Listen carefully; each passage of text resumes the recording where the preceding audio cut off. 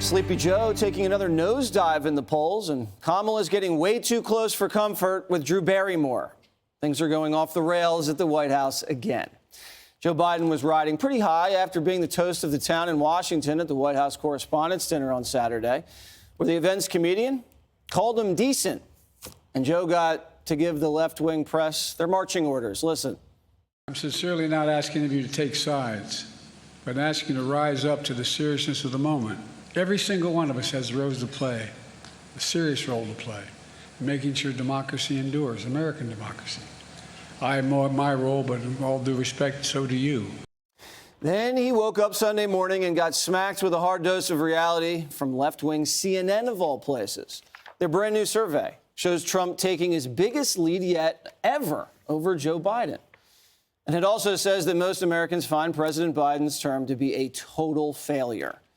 The White House is sending Kamala out to do some damage control and hype up the economy. The Veep also doing another round of interviews and getting close on a couch with Drew Barrymore. Kamala suggests that people who mock or laugh are sexist. You were asking me earlier about what it means to be, like, the first woman. And, you know, it's funny because people still got to get used to this, right? I mean, my staff, for example, sometimes they'll show me little things that just amuse me. Like, apparently, some people love to talk about the way I laugh. Oh, yes. Okay. I love your laugh. Well, let me just tell you something. I have my mother's laugh. Oh. And I grew up around a bunch of women in particular who laughed from the belly. Yeah. You know, I'm never going to be... that's just, I'm not that person. And then things got really weird. We all need a mom. I've been thinking that we really all need a tremendous hug in the world right now. Yeah. But in our country, we need you to be Mamala of the country. Yeah. Greg, Mamala, do you think that's what... This is the new set for Gutfeld. That is the creepiest thing I've ever seen. And I've seen a lot of creepy things. I'm sorry, you were going to ask me something. I don't know if Kamala, Mamala, that'll stick. Yeah, I think that's sexist. Yeah. Yeah. Right? I mean, it's like, oh, they say if you talk about her laugh, that's sexist. By the way, it's not about Kamala's laugh. It's when it occurs. Yes. Right. Whenever someone laughs at an inappropriate moment, like when nothing that merit laughters came before it, right. It's a sign of a kind of an uncentered goofball. It's a sign that, I mean, if she was like laughing at an Instagram reel of a Frenchie in a bikini, I get it. But she laughs when people say, "How are you?" or "Goodbye." That's not well. I had a coworker once that giggled all the time. We stayed away from her. Okay, back to the sexist claim. That in itself is sexist because we wouldn't find a man nervously chortling all the time as appealing either. Actually, we would probably be harsher on him because, you know, we're allowed to be, you know, we'd get him away from the sharp objects. If anything, it's because she's a woman that she's allowed this lightweight status to giggle all the time. And that to me is sexist. Look, those poll numbers for Joe, they're deader than Kristi Noem's dog. You should be worried because he is looking like old Yeller. And that speech at the dinner, he was basically telling the press to do his job, not to do theirs. And those data points were from CNN and CBS saying that Joe's getting crushed. That's like Hostess cupcakes telling you frosting gives you cancer. You know, these are no longer outliers, even though they may be liars. But these polls tell you everything about 2024. Trump is looking like he's America's choice for president, which is the reason for the lawfare. Do you want election interference? It's in your face. Knowing Biden is a dead dog and that Trump looks like he's going to win, their only strategy is to remove him through the courtroom or at least brand him as a felon and hope that that makes voters think twice. They haven't lied about that, by the way. They've said it. So I don't know. If you're a never Trumper, I don't know how you can be okay with this. You can hate Trump all you want, but you don't want to fight fair. I mean, you're worse. You should be ashamed of yourself. So, Janine, Biden's down 6 in a CNN poll, and he's begging the press to help him out even more. What else could they possibly do? They can't do anything else for him. But you know what I think is so significant about that poll is that in the CNN poll, Trump is up 1 point among women. All right. And for all the talk about abortion and women's rights and, you know, the libs and E.G. Carroll and Stormy Daniels, more women want Trump than they want Biden. To me, that was the most significant part of this, and I think that that will only increase. And I think, you know, I don't want to talk about Kamala and her laughing, because I think it's, you know, it's just ridiculous. I think she's ridiculous. She was a diversity hire. And, you know, they say it's sexism if you claim, you know, if you make fun of me because of my laugh. Well, you were a diversity hire based upon your sex and other things. So let's be straight about that. But more important than that is that the left thought that by locking down Donald Trump in a courtroom in downtown Manhattan, that everybody would literally forget about him.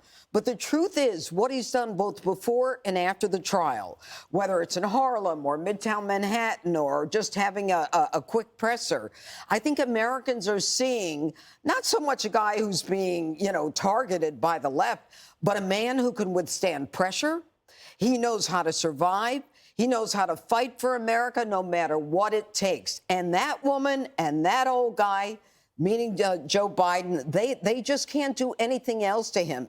And Trump is going to win. I think it's that simple. Trump's going to win. You heard it there, Richard.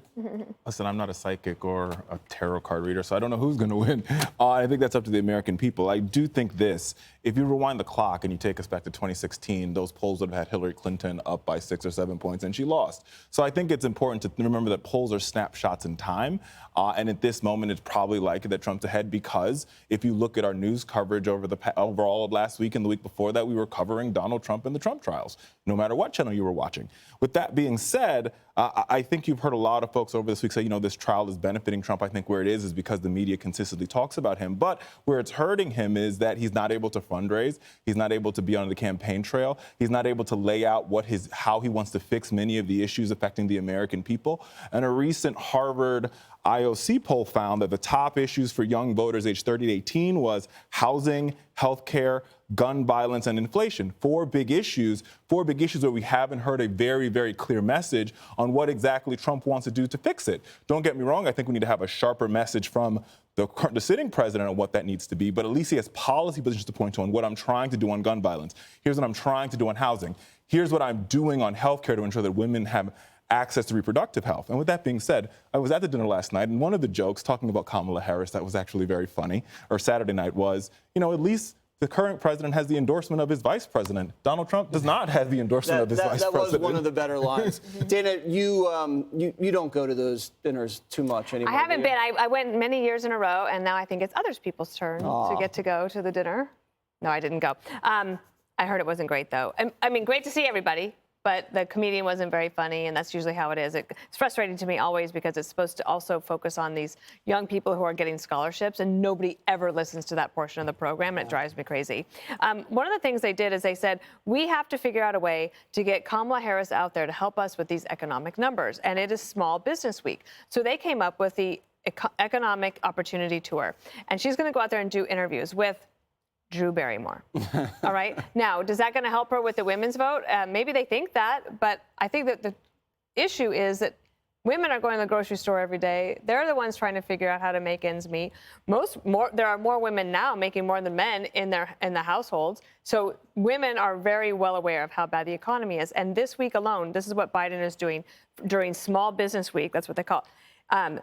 They are banning non-competes, expanding overtime rules for the Labor Department, ending coal, wanting to ration electricity. They are ending the Trump tax cuts. That's what they came out with. And they also want to do more on student loans. And in that CNN poll, he was upside down on student loans as well. So people don't think that that's fair. And I don't think that she's going to win a lot of hearts and minds. I think it's fine to go on Drew Barrymore's show. It's great to do Howard Stern, but they have got to figure out a way to be a little bit more risk-taking in order to get some gains here. All of those things that I just mentioned are not going to improve the economy by next November. In fact, they'll probably make it worse. Right. So she should go on Gutfeld exclamation. Definitely. You know, the riskiest show ever. It is. The point about the women thing, it's married women who are going more for Trump. Biden still gets the single women. Yeah. And, you know, you can read into that. However you say. I think we know what he means. Click here to subscribe to the Fox News YouTube page to catch our hottest interviews and most compelling analysis. You won't get it anywhere else.